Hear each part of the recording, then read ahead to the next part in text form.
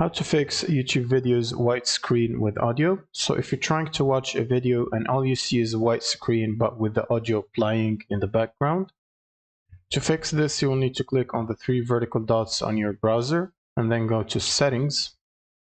Then you want to scroll down all the way to System on the left side, click on it, and then make sure to disable Use Graphics Acceleration when available. And then click on Relaunch to open the browser again.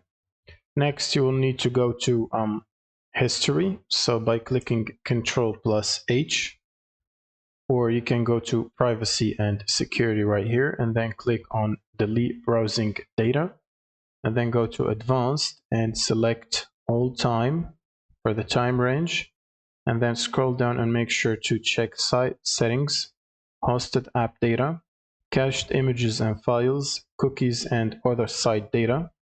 And you can leave the rest unchecked.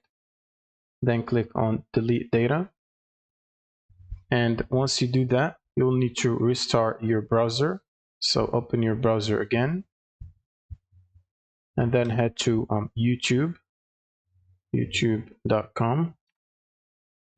And then just open your video that you're trying to watch again, and it should work as expected. And that's pretty much it for this video. Thank you guys for watching and subscribe.